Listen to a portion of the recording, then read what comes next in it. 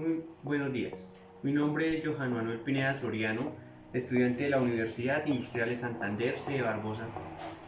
Actualmente cursando la carrera de Ingeniería Eléctrica, código de estudiante 218-5568. A continuación, les mostraré el desarrollo de un circuito trifásico conectado en estrella con carga desbalanceada. Como referencia tomaremos el siguiente ejercicio.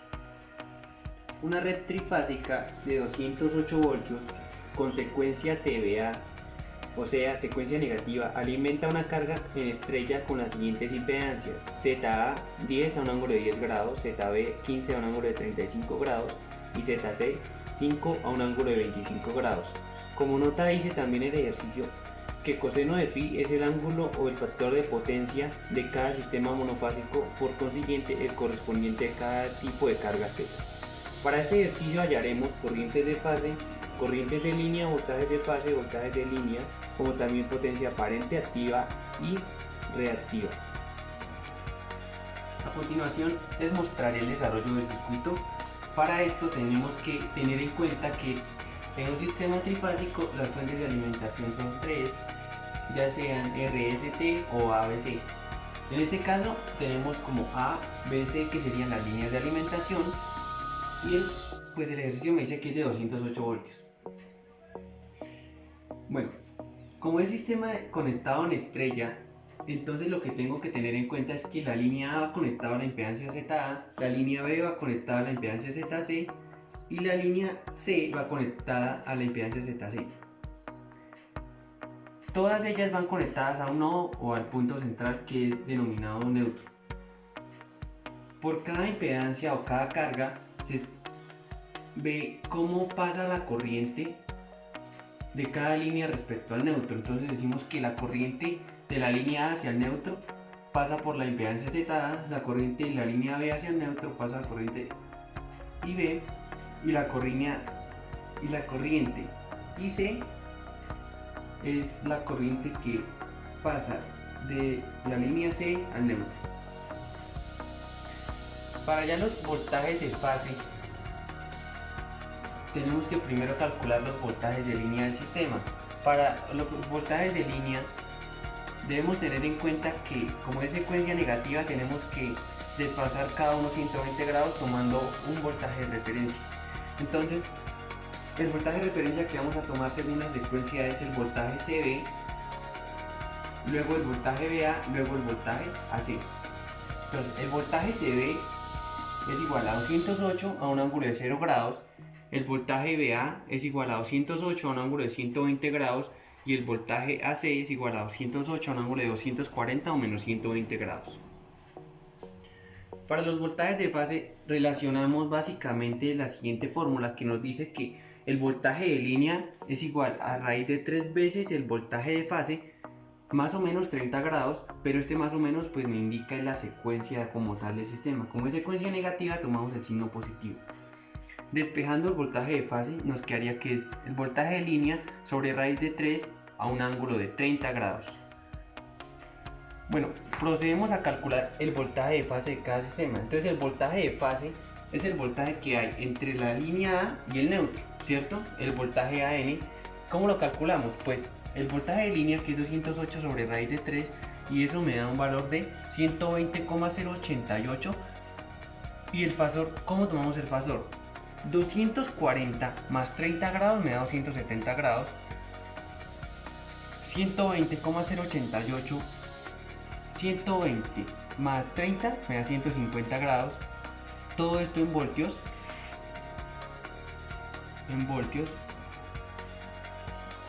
Y el voltaje CN sería 120,088 a un ángulo de 30 grados.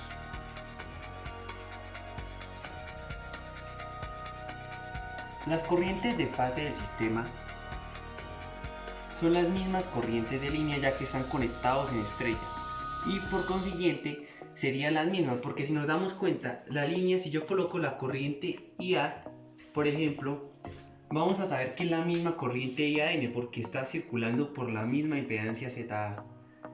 Si está circulando por la misma impedancia ZA, yo puedo afirmar que la corriente de línea y la corriente de fase son las mismas. Entonces, para hallar las corrientes de fase, tengo que tener en cuenta los voltajes de fase y cada impedancia del sistema. Entonces digo que la corriente IAN es igual a voltaje AN, que es el voltaje de fase, sobre ZA,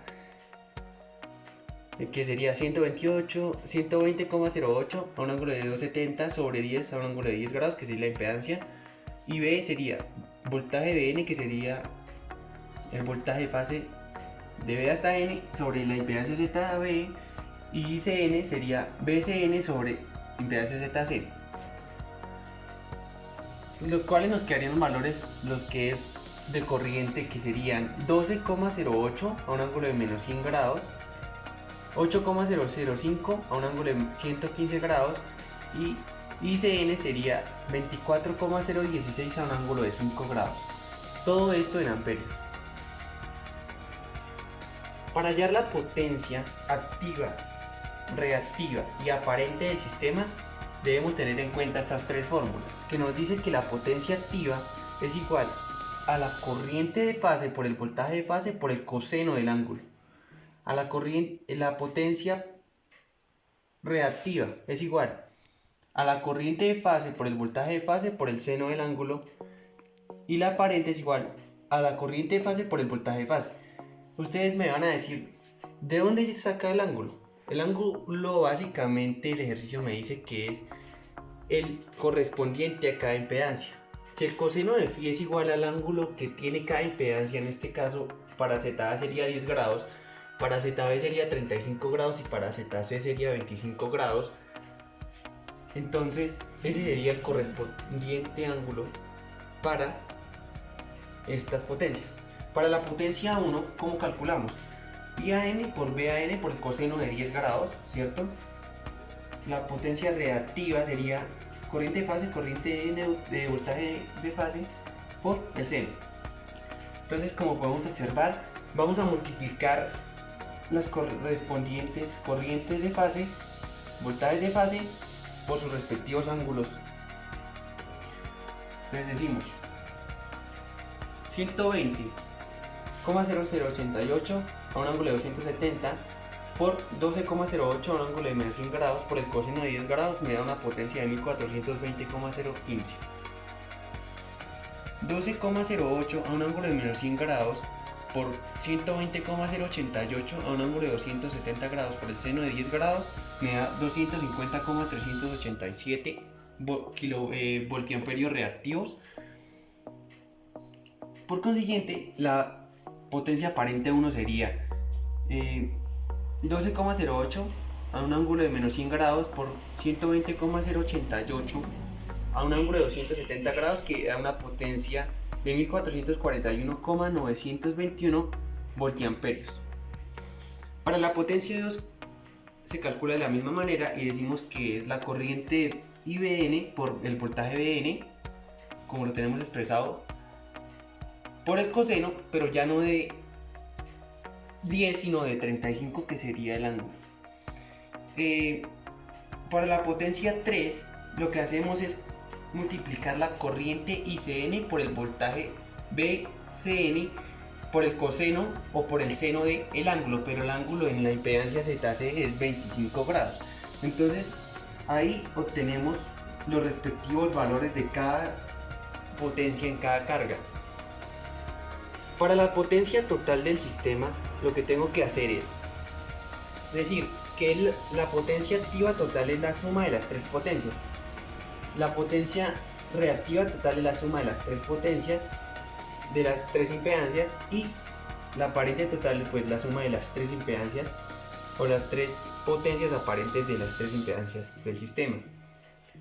Teniendo un valor para la potencia total de 4821,057 watts, para la potencia reactiva total es igual a 2220,487 voltiamperios reactivos, y la aparente total es igual a 5288,001 voltiamperios. Bueno, con esto damos por finalizado el ejercicio, sabiendo que calculamos voltajes de fase, corrientes de fase, voltajes de línea, corrientes de línea y las respectivas potencias activa, reactiva y aparente de todo el sistema como tal. Muchas gracias, compañeros.